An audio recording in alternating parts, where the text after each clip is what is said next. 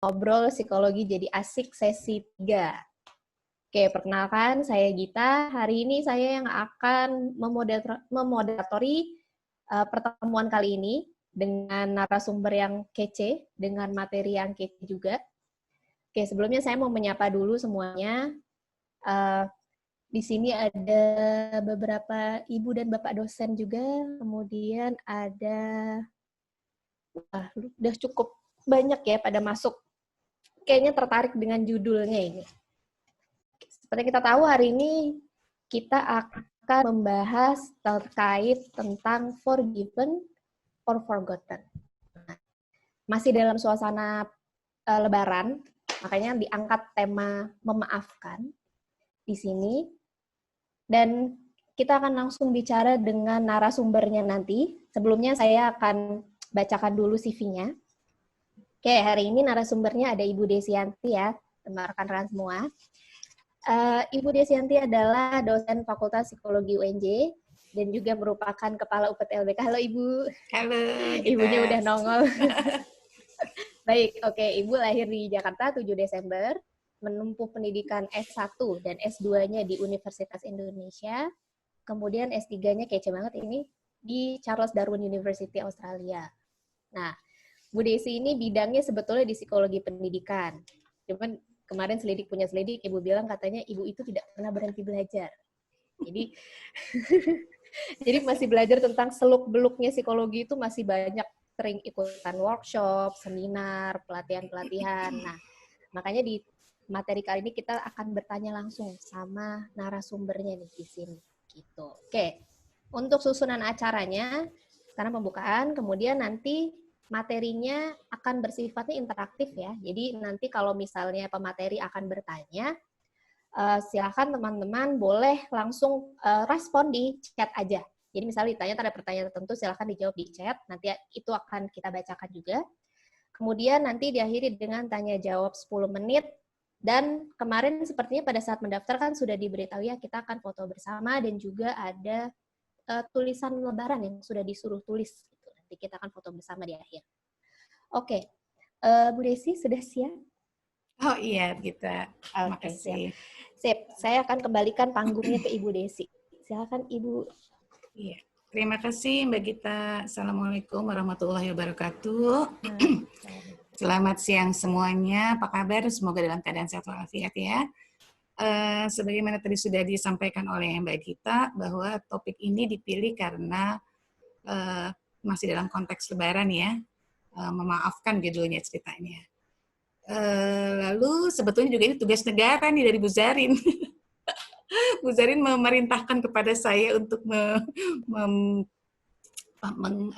memfasilitasi topik ini. Terus terang sebetulnya topik ini bukan topik yang betul-betul saya kuasai ya, karena memang saya sendiri baru belajar tentang topik pemaafan ini pada bulan puasa yang lalu ketika kami UPT-LBK mengadakan kuliah daring dengan Kang Asep Heldurogani. Kang Asep itu adik kelas saya sebetulnya di psikologi UI ya, angkatan 86. Tetapi beliau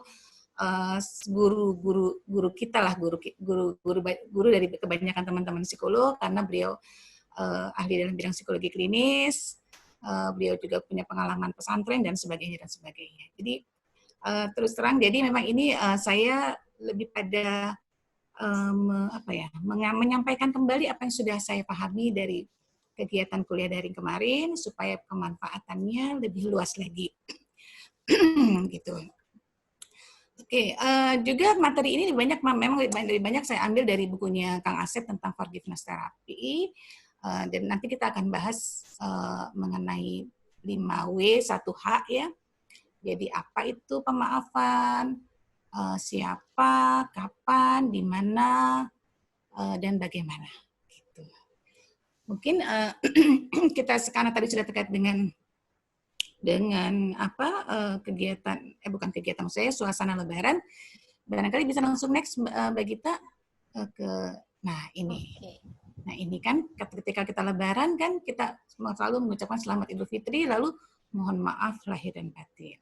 Itu ada kata hapuskan dendam, bersihkan hati. Biasanya memang ada dendam berarti ya di antara. Lalu semoga suci hati dan jiwa kita.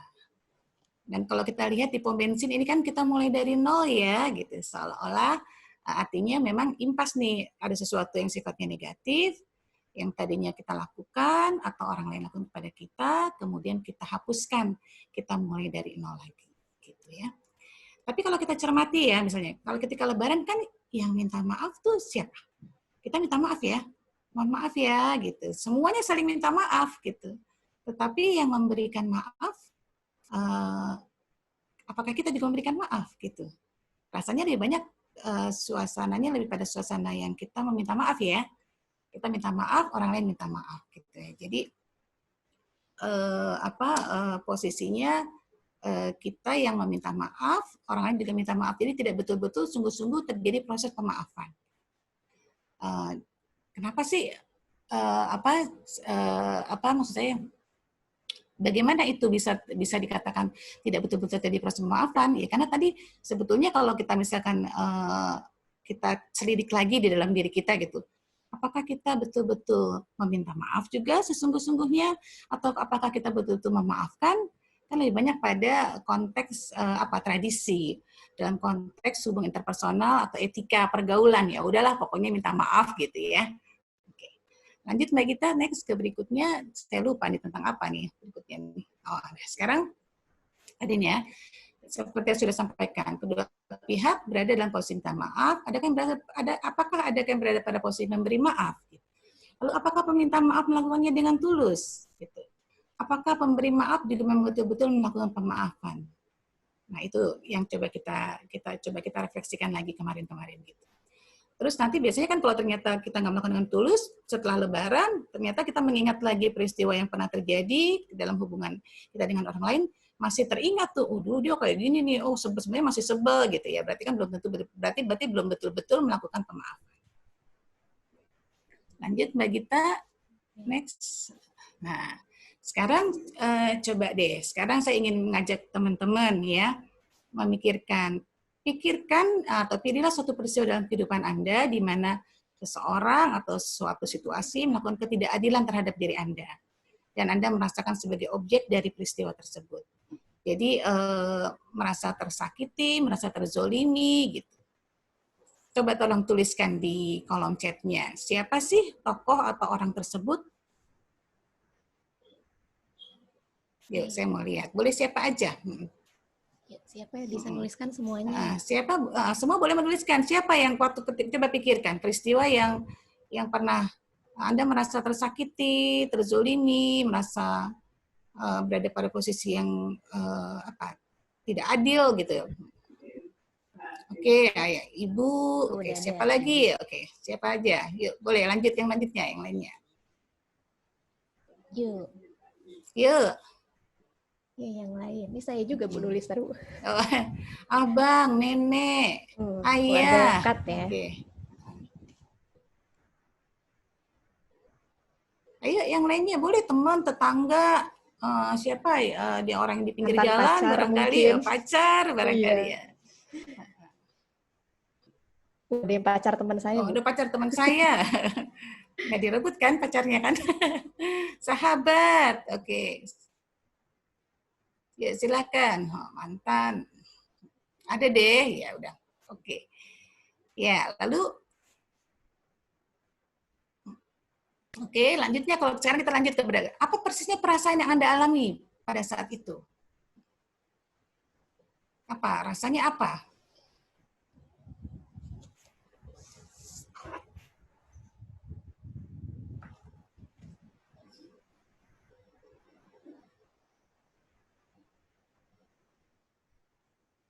Kecewa, marah, sakit hati.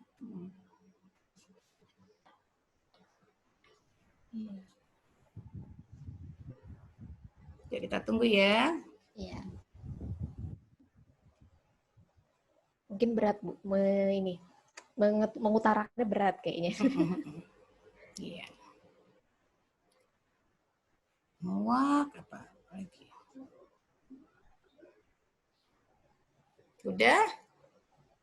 Ya, oke lah. Kira-kira semuanya rata-rata itu ya perasaan-perasaan emosi-emosi negatif ya. Lalu pertanyaan berikutnya, kapan peristiwa hidup itu terjadi? Kapan peristiwa yang tadi itu yang di mana Anda merasakan ketidaknyamanan, ketidakadilan gitu? Kapan itu tepatnya terjadi? Apakah 10 tahun yang lalu gitu? Apakah terserah? Apakah sebulan yang lalu? Apakah berapa minggu yang lalu? 3 tahun yang lalu, tahun lalu, tahun 2012 gitu. Oke.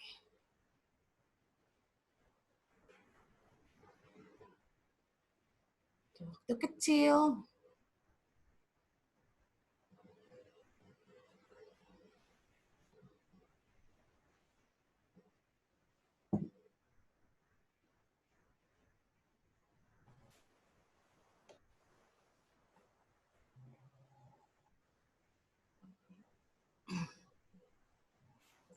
Oke, berarti ini kebanyakan lama ya, beberapa tahun yang lalu gitu ya, atau bahkan berapa puluh tahun yang lalu. Lalu pertanyaan berikutnya, apakah saat ini Anda masih merasakan pikiran dan perasaan yang sama, atau bahkan lebih intens, 2 kali ketikannya, bahkan lebih intens daripada ketika peristiwa itu terjadi? Jadi kalau dipikirin sekarang, aduh rasanya masih sama tuh dengan perasaannya itu.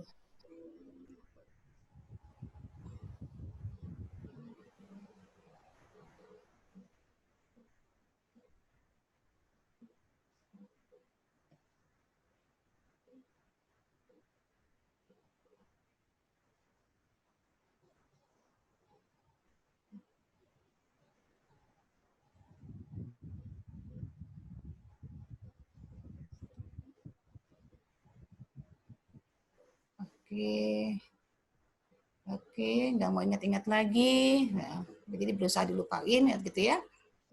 Masih sedih, masih kesel gitu. Ada yang sebenarnya udah biasa, tapi kalau teringat masih merasakan hal yang sama. Gitu ya. Oke. Ya. Oke. Lisan bisa memaafkan tapi masih ada sedikit rasa. Iya, oke. Ya. Jadi artinya perasaan itu masih sama nih artinya sampai sekarang ya. Nah, sekarang kita lanjut ke yang selanjutnya, Mbak Gita. Oke. Nah, gitu. Kenapa ya itu masih sama nih? Sekarang kalau kita bayangkan nih ya, sebetulnya peristiwa yang terjadi pada diri kita yang tidak menyenangkan itu ibarat kita tuh kena sabetan celurit nih, ya.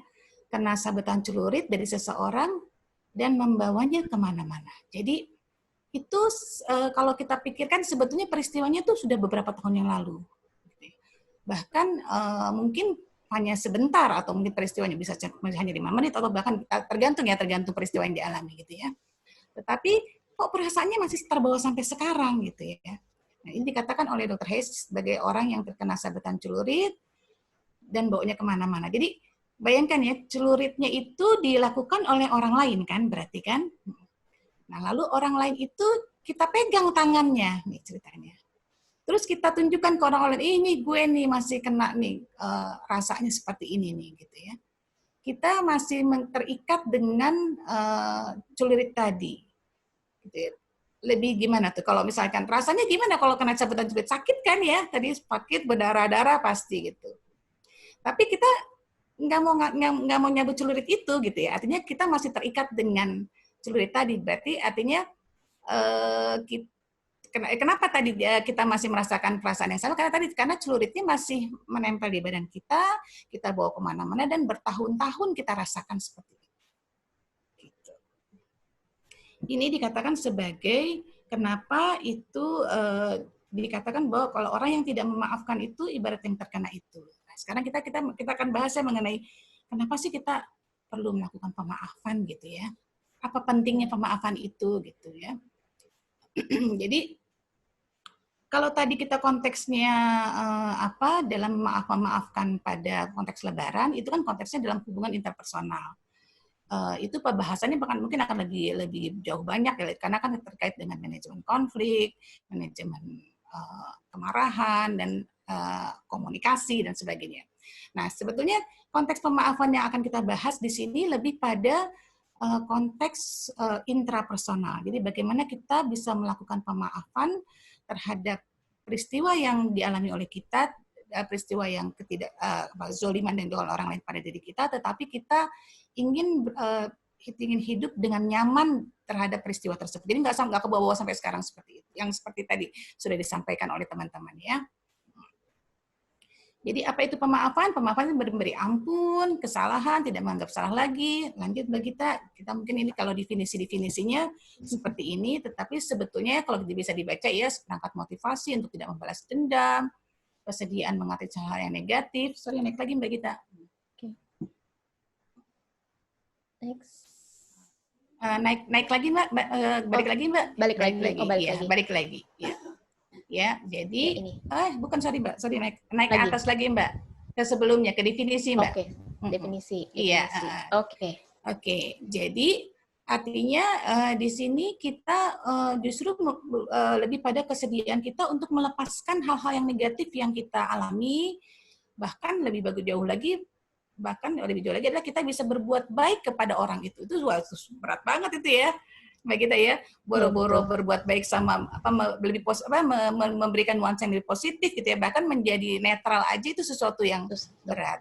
Tetapi ini adalah yang memang perlu dilakukan oleh teman-teman dalam rangka upaya kita bisa hidup lebih nyaman gitu ya. Supaya tidak celuritnya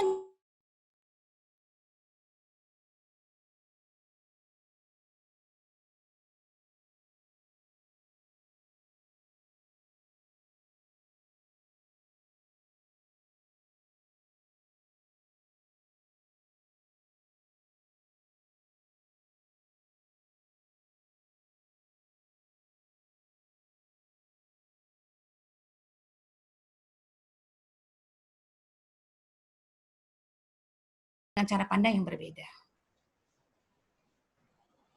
Lanjut, Mbak. Okay. Susah nggak? Iya, pasti. Perlu kemauan kuat nggak? Jelas.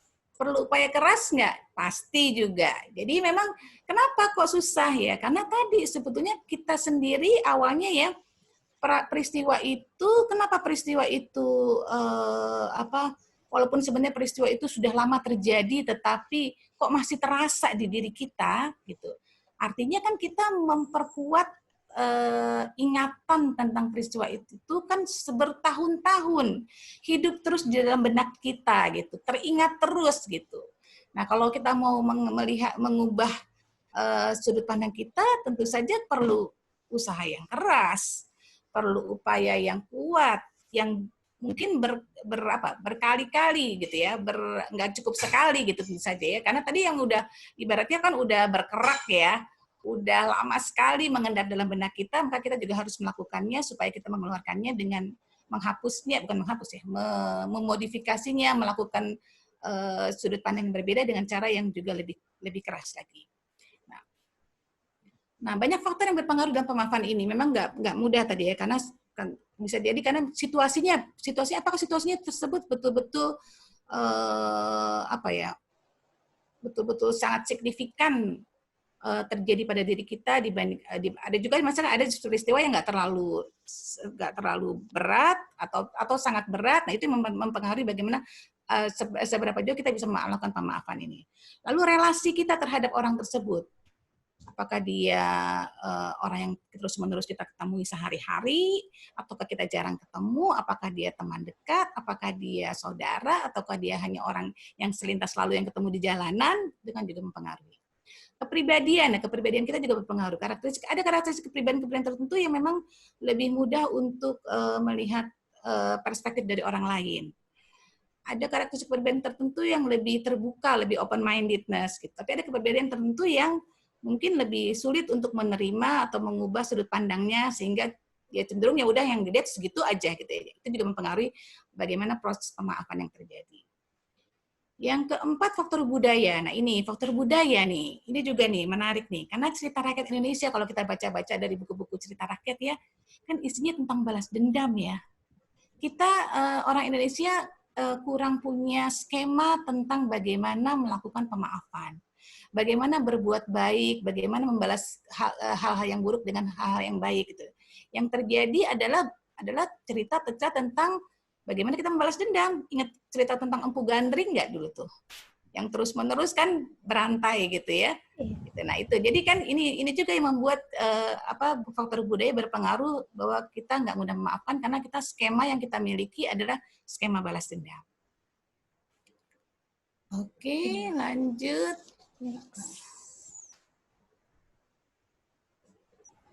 Sambil saya lihat di sini.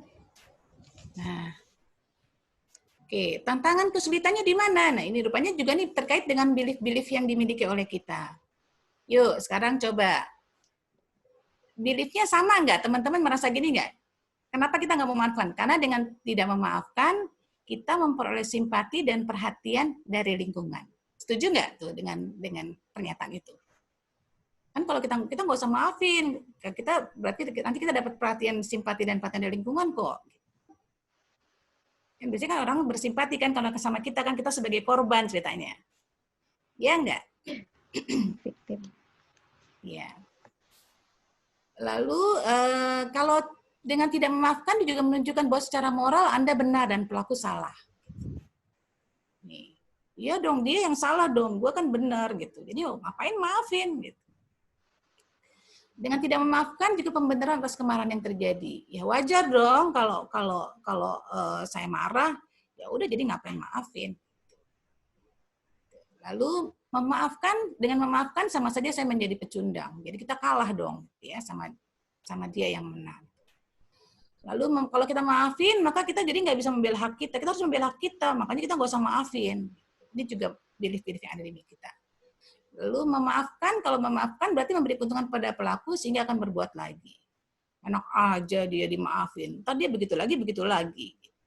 Ya, nah, jadi kalau kita maafin, atau kalaupun kita memaafkan, terus kemudian tidak diikuti oleh perubahan perilaku dari orang yang bersangkutan, pasti kita jadinya kecewa. Jadi sebenarnya memaafkannya pun itu bukan memaafkan dalam pengertian yang sesungguhnya yang tadi intrasikis perubahan pikiran dan perasaan, tapi memaafkan yang sifatnya semu aja. Jadi karena kita kecewa, kita berharap dia akan melakukan perbuatan yang seperti yang kita inginkan, maka kita kemudian menjadi kecewa dan kemudian kita tidak mau memaafkan. Oke. Jadi sebenarnya letak kesulitan pemaafan di mana sih? Ya di diri sendiri ya, karena tadi kita punya belief tadi, kita nggak mau memaafkan. Lalu apakah pemaafan merupakan keharusan? Jadi saya harus maafin atau enggak gitu? Oh ini kayaknya saya salah share ke Mbak Gita nih, tadi udah saya rubah sedikit tapi ya udah nggak apa-apa. Nggak ada yang mengharuskan. Ini merupakan pilihan. Ya, lagi-lagi nggak ada yang mengharuskan Anda untuk melakukan pemaafan, tetapi tinggal Anda pikirkan apa kalau misalkan Anda tidak melakukan pemaafan, konsekuensinya apa? Konsekuensinya seperti tadi sebetulnya celuritnya masih dibawa terus kemana-mana gitu ya. Jadi apa manfaatnya pemaafan ini? Karena sebetulnya manfaatnya, jadi tadi kalau tadi sebenarnya ada kalimat yang di atas harusnya ada di situ, mengapa kita perlu memaafkan? Karena memaafkan itu banyak manfaatnya. Selain merupakan tindakan etika ya, karena tadi tuntutan sosial, karena sosial menguntungkan, sebenarnya menguntungkan diri sendiri, tidak merugikan, juga terkait dengan integritas, tanggung jawab, hak dan martabat, juga sebetulnya bisa meningkatkan kesehatan fisik dan kesehatan mental. Jadi banyak penelitian mengungkapkan bahwa orang-orang yang pemaaf itu biasanya kesehatan fisiknya juga semakin baik dan juga kesehatan mentalnya juga semakin baik. Banyak kasus-kasus di mana sebetulnya problem-problem psikologis yang dialami lebih pada karena kita menyimpan banyak kemarahan, kebencian, dendam pada orang lain. Lalu siapa yang harus melakukan pemaafan? Dan di mana tempat yang tepat untuk melakukan pemaafan? Jadi kalau tadi bicara tentang karena terkait dengan intrasikis yang terjadi perubahan pikiran dan perasaan dan kita terhadap melepaskan diri dari perasaan-perasaan negatif, maka yang harus melakukan pemaafan kita. Kita nggak peduli apakah dia melakukan bagaimana dia sekarang perilakunya dan sebagainya, nggak ada urusannya gitu ya. urusannya hanya diri sendiri, yaitu Anda. Jadi Anda yang merasa sayang pada diri sendiri, gitu ya. Jadi kalau Anda tidak melakukan pemaafan, berarti kan Anda sebetulnya menzolimi diri sendiri. Jadi 2 kali udah dilakukan penzoliman dari orang lain, terus kita simpan kemarahannya itu, kita bawa celuritnya itu kemana-mana, namanya kita melakukan 2 kali penzoliman. Ya, jadi pemaafan itu sebetulnya kalau Anda sayang pada diri sendiri, maka Anda pasti mau melakukan pemaafan. Itu nggak harus, tapi ya bukan harus memaafkan, dan artinya punya kesadaran bahwa memang ini perlu dilakukan. Nah, tempatnya di mana? Apakah tempat pemaafan itu harus ketemu, harus dideklarasikan, harus ketemu sama orangnya, atau orang yang harus minta maaf sama kita gitu? Nah, kalau kita berharap orang yang bersangkutan harus minta maaf sama kita, itu namanya kita apa ya? Terlalu banyak berharap ya, terlalu berimajinasi. Orang dia aja udah mau melakukan kejahatan sama kita, terus kita berharap lagi dia mau minta maaf sama kita. Jadi 2 kali kan sebetulnya, 2 kali harapannya gitu ya. Nah, jadi sebetulnya tadi di mana melakukannya ya nggak harus di mana-mana, di dalam diri sendiri, karena yang melakukan pemaafan adalah diri sendiri. Nah, kapan waktu yang tepat melakukan pemaafan? Kapan nih? Apakah nunggu Lebaran kayak tadi tuh kita bicara Idul Fitri gitu ya? Nah, kalau gimana? Kapan? Nah, sekarang supaya tahu kapan kita perlu melakukan pemaafan, kapan melakukan tepat, sebetulnya kita harus mengecek apakah indikator-indikator ini sebagai alarm yang ada dalam diri kita itu sudah terjadi atau sudah dirasakan oleh kita saat ini. Nah, sekarang nih coba indikatornya. Kita baca ya. Perasaan sakit, kecewa, kebencian yang tertahan mempengaruhi penderitaan dalam kehidupan Anda. Ya, saya mau tahu juga nih, indikatornya ada nggak nomor 1 nih? Ya apa enggak nih? Coba yuk, teman-teman isi. Silakan teman-teman. Iya, Bu. Sangat, Bu. Ya, diketik aja, coba diketik. Iya, nomor 1. Wah, kayak semangat banget ini, ada yang sampai ngomong. Iya. Ya, Bu, Coba benar. diketik. Coba diketik di situ di kolom chatnya. Perasaan sakit, kecewa, tertanam pengaruh penderitaan dalam kehidupan Anda, iya apa enggak? Ya, oke. Yes. Ya. Oke. Tuh, betul nih kayaknya semua tuh. Nomor 2, yuk. Kemarahan dan kepahitan terbawa dalam setiap hubungan sosial dan pengalaman yang baru. Jadi kalau kita menjalin hubungan sosial yang baru, kemarahan dan kepahitannya masih terus ke bawah tuh pengalaman yang baru. Juga enggak tuh? Tuh yes juga tuh ya. Kayaknya yes juga nih, nomor 2.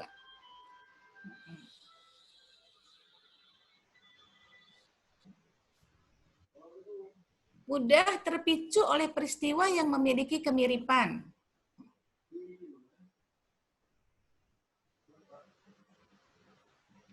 Tuh, wah, masih belum ada yang menjawab. Enggak ya, masih semuanya betul nih ya. Semua betul, bener banget. Bener banget, Bu. Nah, bener banget.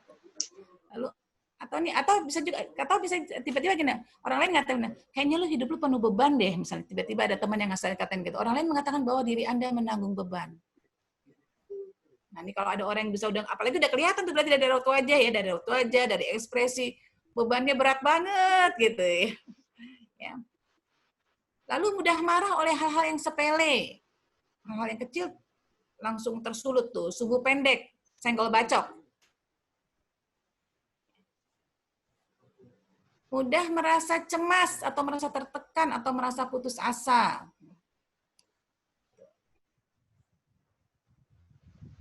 Dikuasai oleh hasrat untuk membalas dendam. Nah, pengennya balas dendam nih. Memang sih godaannya gitu ya kalau kita dilakukan mendapatkan kezaliman dari orang lain, rasanya pengennya balas dendam baru puas gitu ya.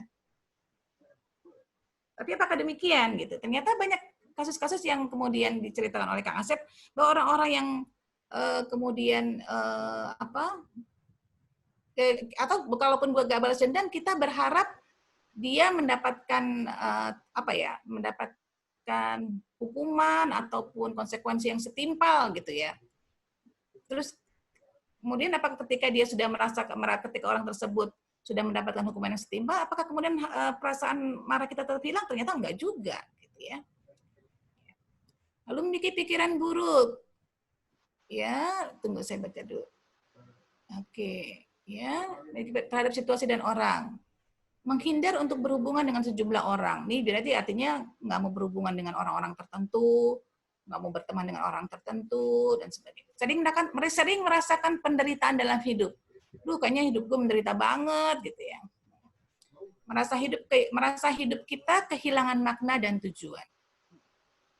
Nah, berarti kalau ini sudah ada dijawab oleh teman-teman semua, yes, berarti inilah indikator bahwa Anda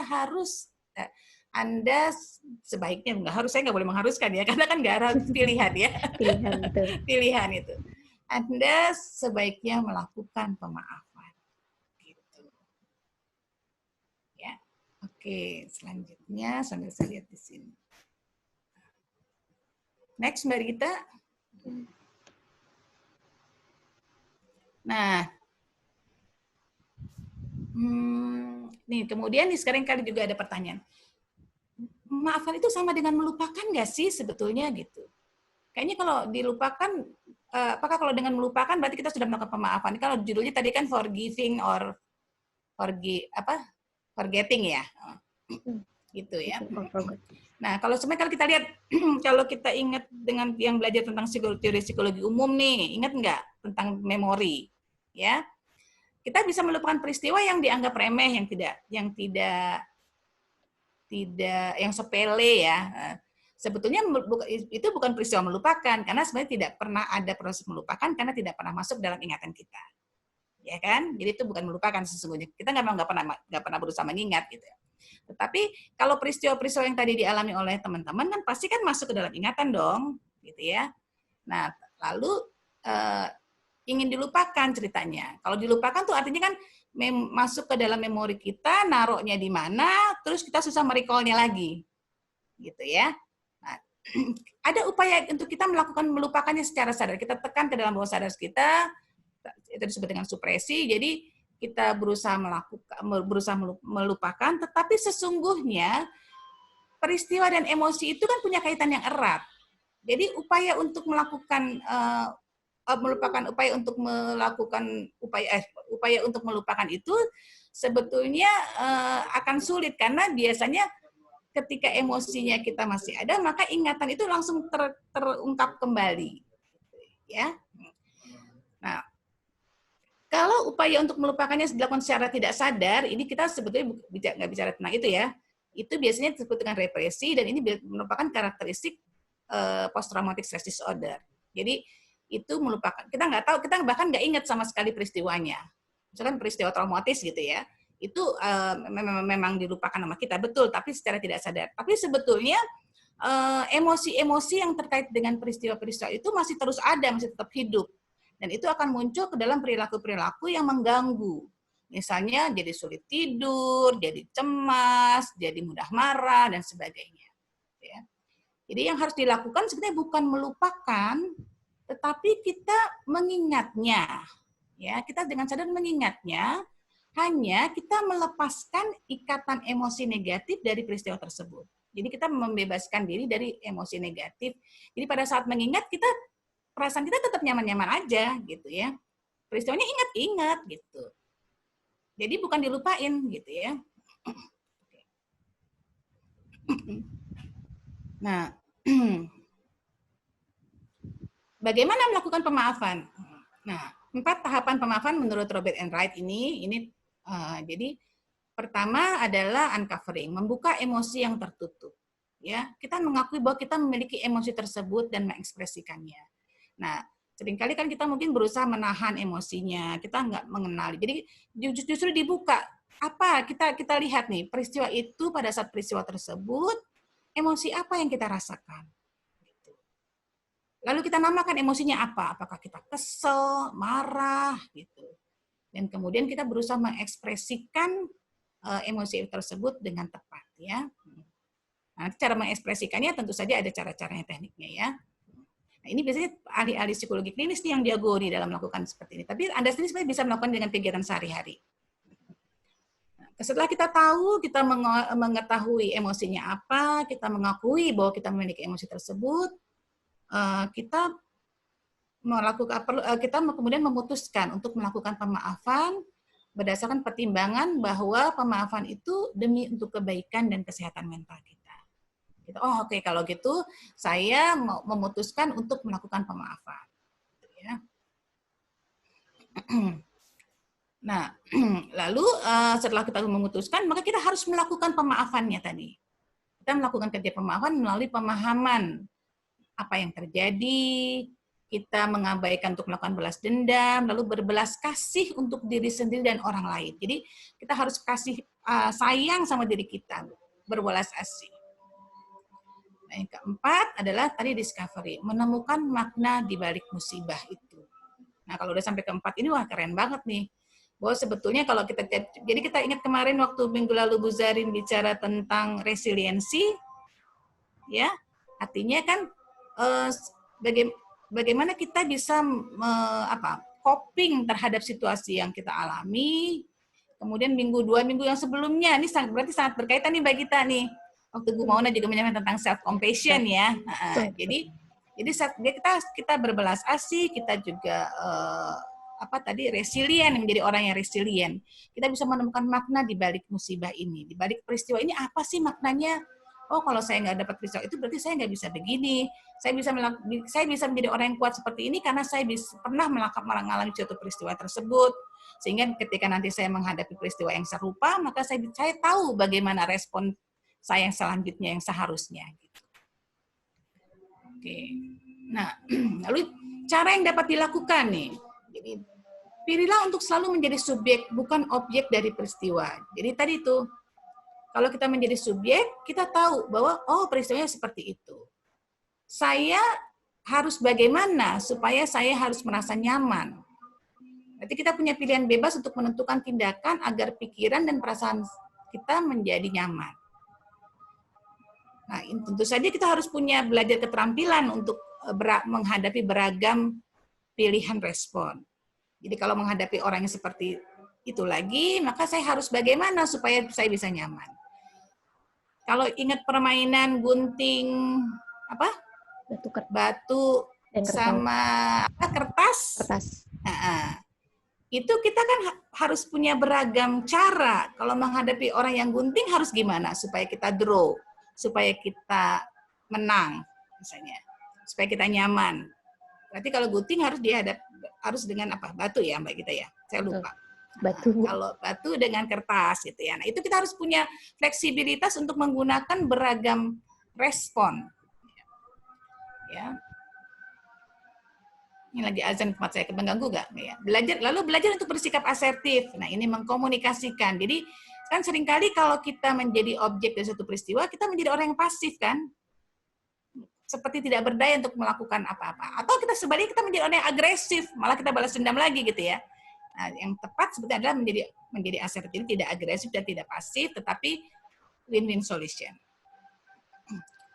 Lalu yang ketiga, misalnya, caranya kita merasakan emosi negatif tersebut, mengalirkan dan membuangnya. Jadi kalau kita punya perasaan emosi negatif, kita rasakan emosi itu apa, kita terima emosi tersebut, lalu kita bagaimana membuang emosi tersebut. Mengalirkan. Kita misalkan rasakan emosinya ada di mana, misalnya ada di mana? Di dada nih. Di dada rasanya seperti apa nih? Seperti batu atau sebongkah beban berat kerasa gitu. Nah, rasakan emosi tersebut, bagaimana mengalirnya emosi tersebut. Kemudian kamu lakukan untuk membuangnya, dikeluarkan, dibuang sedikit-sedikit, terus melakukan seperti itu. Jadi membuat mengeluarkannya dan kemudian sampai kita merasa lebih nyaman. Mengubah submodalitas dari peristiwa negatif. Ini beragam tekniknya ya. Jadi misalkan kalau misalkan kita merasa pada saat itu mendengar suara yang sedemikian menyakitkan, misalkan dari orang tua ataupun dari teman yang berteriak atau mengatakan kita seperti apa, kita bisa mengubah modalitasnya. Peristiwa apa yang membuat kita merasa nyaman misalnya. Atau bisa mengecilkan suaranya, menurunkan volumenya sampai kita tidak mendengar lagi suara itu. Ego set terapi ini juga adalah model pendekatan yang kita seolah-olah menjadi orang lain yang pada saat itu berada pada posisi jadi misalnya gini, gimana menjelaskan ya? Jadi misalkan kita menjadi orang gimana nih Mbak kita? Menjadi orang lain gitu ya. Oh iya. Uh, Kita bayangkan jadi orang lain. kita bayangkan menjadi orang lain, kemudian kita menjadi orang yang bersangkutan, misalnya orang itu marah kepada kita menjadikan peran kita, lalu kita mengekspresikan peran kepada orang tersebut secara imajinasi atau seperti itulah bolak-balik gitu ya. Lalu memanfaatkan kehidupan sehari-hari ini juga bisa dilakukan di rupanya. Jadi sebetulnya kegiatan BAB itu buang air besar atau buang air kecil itu kan sebenarnya kan menahan, kita lagi mules gitu ya. Nah kemudian pada saat proses mules itu membuang kotoran itu, lakukan membuang sekaligus membuang emosi-emosi negatif. Pada saat kita mandi juga kita membersihkan emosi-emosi negatif, niatkan untuk membersihkan emosi-emosi negatif.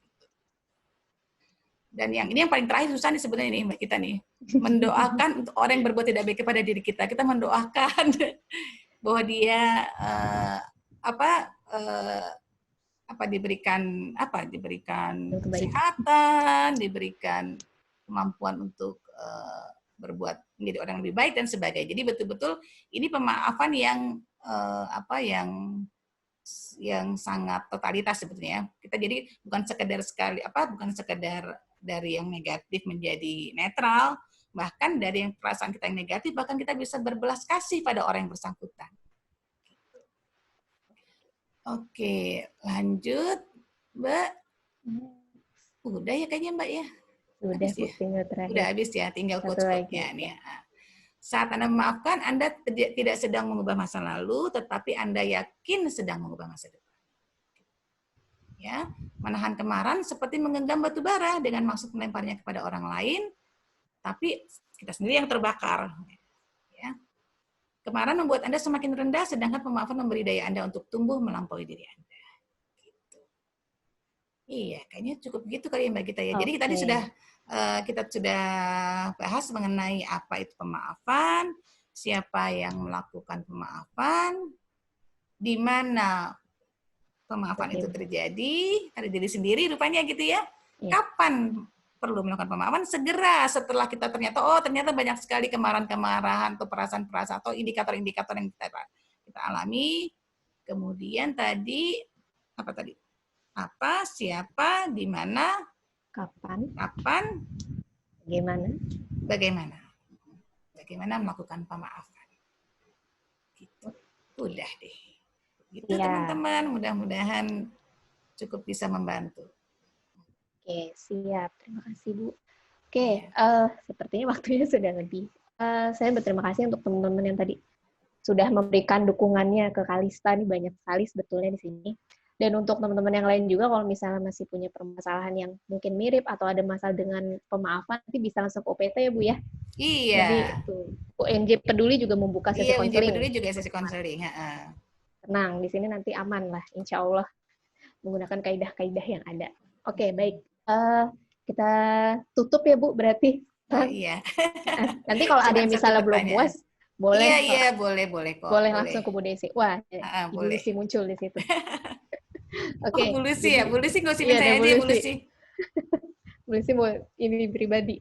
Baik, dari saya dapat dari Bu Desi ini sangatlah bermanfaat karena memang relate sekali Bu dengan kehidupan sehari-hari, terutama ya tadi ya kalau kita ambil contoh kita kan sehari-hari ketemu dengan orang yang mungkin selama ini ya dengan orang tua atau keluarga terdekat kan jarang karena kegiatan, tapi sekarang mau nggak mau terkuarantin selama 3 bulan itu akan memunculkan ya percikan-percikan kecil lah gitu.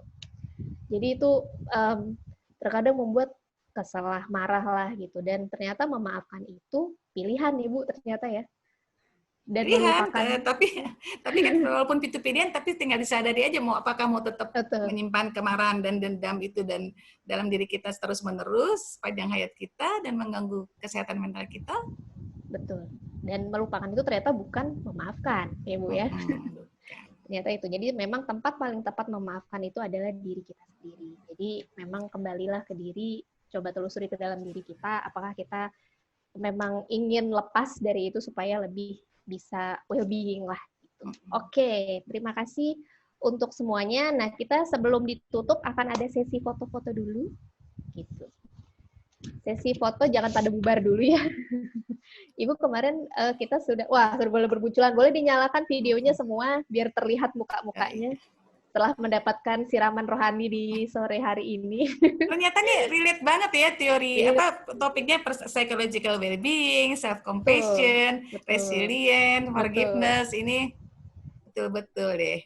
Memang nyambung Bu akhirnya. Nyambung. Journey to the self ya ternyata mencari ke dalam diri lagi. Gitu. Iya. Oke boleh dinyalakan semuanya. Iya. Oh, ada Pak Gum-Gum. Ada Pak Gum. Dari sore saya udah standby tadi. Oh iya. Serius Bu Desi memperhatikan. Demi Bu Desi dan Bu Desi. Iya. Terima kasih supportnya. Friends berat. Friends berat Bu Desi. Oke yuk yang lain dinyalakan semua. Kemarin kayaknya sudah diminta untuk menulis ini ya. Tulisan selamat. Nanti boleh diangkat. Seperti itu. Oke, sudah siap saya semua? bawa ya. Mesti itu ya? Ada sih yang kemarin. Boleh diambil dulu. Mungkin yang lain diambil dulu. Ya, sebentar saya ambil dulu ya. Sudah dipersiapkan, silakan diangkat. Oke, untuk juru foto sudah siap juru foto? Ya, tar dulu dong, diambil dulu dong Mbak Gita. Siap Bu, tenang. Ini masih mau ini dulu ngatur. Yang lain nyalakan dulu kameranya teman-teman. Silakan dinyalakan semuanya. Oke, wah hari ini ramai sekali. Yuk, nih masih ada yang belum nih. Biar semuanya terlihat cakep dan cantik di kamera kita.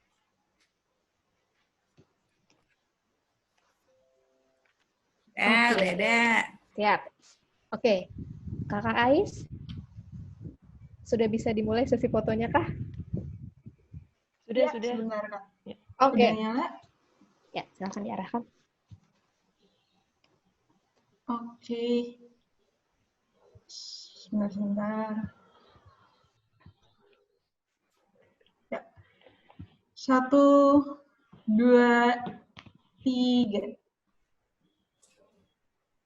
Oke, sekali lagi. 1, 2, 3. Iya. Sudah cukup atau lagi? Boleh? Kalau mau sekali lagi? Oke, sekali lagi. Ya, 1, 2, 3. Oke, sekali lagi. 1, 2, 3. Oke. Oke, mantap. Sip, terima kasih Kak Ais.